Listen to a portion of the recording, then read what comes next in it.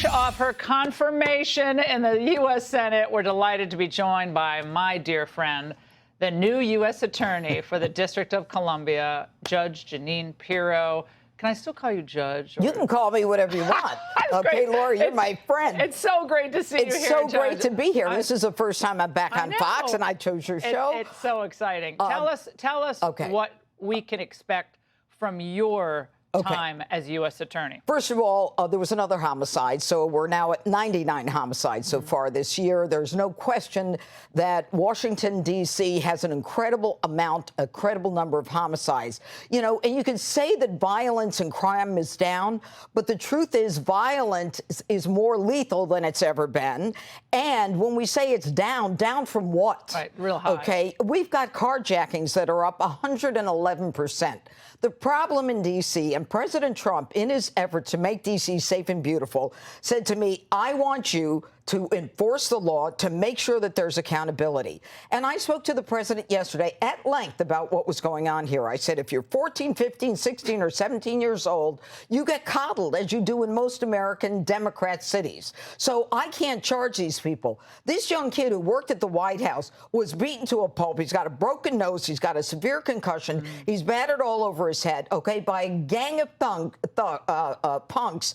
10 of them, I believe. 2 have been arrested, 2 15-year-olds. None of them come to my office, Laura, because they're not considered criminals. They go to family court where the effort is rehabilitation. The D.C. Council, and the president is right, they've got to stop their coddling. Number one, we've got to lower the age of responsibility to 14. I'm tired of having these kids commit crimes in their crews, not gangs in D.C. We've got an intern, you said it in your open. He's an intern from college. He gets shot going out for McDonald's at 10:30 at night. This kid is trying to help his girlfriend or his friend to a car. He gets assaulted, and but for a cop going by, they would have, had they gotten him on the ground, they would have stopped him and finished him. He was able to stay standing. This has to end. The council has this Youth Incarceration Act where we had a guy who shot a kid on a bus, not justified, with an illegal gun. You know what the sentence was? Probation. The judge said go to college. Okay? He took an illegal gun. He should be jailed for the illegal gun. Forget about the shooting. You put that on top of the gun. Then what we've got are kids who are out there who are making fun of all of this, doing carjackings, and I can't touch them because they want to protect them. They know that, and that's why they travel in gangs. They do know that. And the older kids send out the younger kids to do the real dirty work because they know they're fine. They absolutely understand. And youth violence is on the rise, not just in D.C., but across the country. And if you think that these kids need to be coddled and they need to be hugged, they need to have consequences, they need to understand that enough is enough, that we're going to put them in jail or some kind of youth rehabilitation detention facility and not allow the D.C. Council, one of whom I just recently indicted, to take cover for these kids. It's time to end it. That's what the president wants. That's what we're going to do. Well, look at what worked in New York City when Giuliani was mayor. He went after the small crimes, which led to reducing the big crimes. So the quality of life. So people defecating in the streets, blocks from the Capitol, which I saw the other day. That was lovely. The tents on K Street, the tents under the tunnels over here. They cleared up some of those out in front of Union Station, but it's horrific. This is the nation's capital. Exactly. And all over the United States, we have a similar story told. St. Louis, we still see blight everywhere. They want D.C. now to be Baltimore. Well, here's the thing. D.C. is the nation's capital. People come here for pride and patriotism, not to get assaulted, carjacked, or shot, get caught in the crossfire like a young kid did last month. Judge, I've been hearing from my sources at the DOJ that there is a very, very big problem with staffing. Assistant attorney generals on down saying we have great plans, we're doing great things, but we're down like 2/3 staff. Yeah, what's going on? 90 prosecutors. Why is that happening? 60 investigators and paralegals. Because nobody cared. I'm telling you right now, nobody cared enough to make sure that office was running. I'm going to have that office running. If you want a job in the nation's capital, in the premier office, the largest U.S. attorney's office, contact me.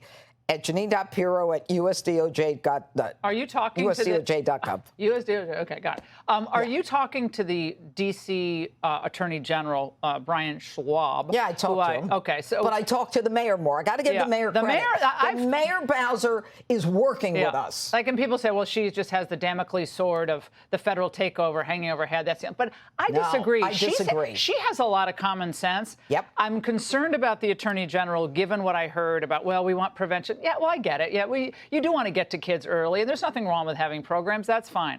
But you cannot replace real accountability with midnight basketball again. That doesn't work. If you tell me I can't prosecute a 17-year-old for carjacking, then you don't know what you're talking about. Because the truth is that if you don't give me that power and you want to send them to some arts and craft program, then you're out of your mind. This city will not come out of the dark if we don't make sure that we make these young kids accountable. That's where the problem is. It's youth crime on the rise. Well, the youth who are being brought into this family court, if they're not released and they're kept in some type of facility, what happens when they're 21? They get released automatically. And by the way, they don't make it to 21, most of them. In my cases, I have all crimes across the board. I get illegal gun convictions. Some of the judges won't send them to jail. So they're carrying guns that are not licensed. Everybody's got a gun in this city, and they're all illegal. You would think that every judge would say, lock them up. And that's my policy. You get arrested with an illegal gun, you're locked up. That's the end of it. Well, if you're carrying a gun in federal property, that's an automatic 5 years. That's a felony for federal property. Give me a judge who gives them 5 years, and I'll buy you dinner. Can I do that? Yeah. Can you do that? Now, Judge, the difference between being a host on Fox and working in a government office, having worked in government offices myself, tell me the experience. Explain. First of all, I miss Fox. I love everybody. Government is hard. Government is all about accountability, responsibility. I work 12 hours at least every day. You're never not working. You have to pay for water. The government, they waste, let me tell you, they waste millions. I'm looking at contracts. I want to indict people for contracts that the U.S. government has given out voluntarily. The worst waste of money, and then they get you on little things. They don't care. And then they say to my prosecutors, the AUSAs, you got to join the water club for $7 a month to drink good water. So I mean, you can't get a glass of water in your office? No, they have to pay for it. They have to join the water club. All right? It's ridiculous. My job, I have great prosecutors in my office. I'm very proud of them. And they want to make a difference, do they not? They do. Yeah. I have national security prosecutors. I have civil prosecutors. We do everything from civil cases, terrorism, to local crime. It's a huge office. But, Judge, you need 90 more prosecutors. Okay, this is a story. And 60 investigators. Okay, this is the story. I might have. No, I'm doing the show. But, I mean, when people hear you talk with such passion, that gives them hope. Because I think a lot of people feel like this city was abandoned. And it's not Bowser, but it's everything that came before. And it took a long time to get into this shape. Look, the D.C. Council has passed laws that are absurd. They've got some kind of, I think it's a Violence Interruption Act, where they put $20 million. They take murderers, convicted murderers, to go out into the community, pay them to interrupt violence. Okay, does that make sense to you? It doesn't make sense to me. What the D.C. Council has to do is change the law to protect the people of the district. And the likelihood, 1 to 10, 10 being most likely, how likely is we're going to see a federal takeover of D.C.?